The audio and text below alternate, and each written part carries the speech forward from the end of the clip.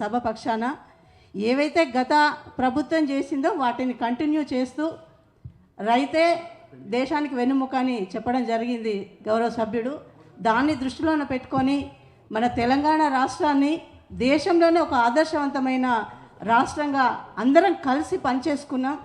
అదే తరహాలో ఇప్పుడు కూడా మన తెలంగాణ రాష్ట్రాన్ని దేశంలో అగ్రగామిగా ఉంచడానికి ప్రజల అభిష్టం మేరకు ప్రభుత్వాలు చేయాలని మా గౌరవ సభ్యులందరూ కూడా కోరుకుంటున్నారు. కనుక అందరూ కూడా సహకరించి అధికారులు కానీ ప్రజాప్రతినిధులు కానీ ఈరోజు ఉన్న వాళ్ళు రేపు ఉండకపోవచ్చు, ఎవరమున్నా కూడా ప్రజల అభిష్టం మేరకే పనిచేయవలసిన అవసరం ఉంటుంది.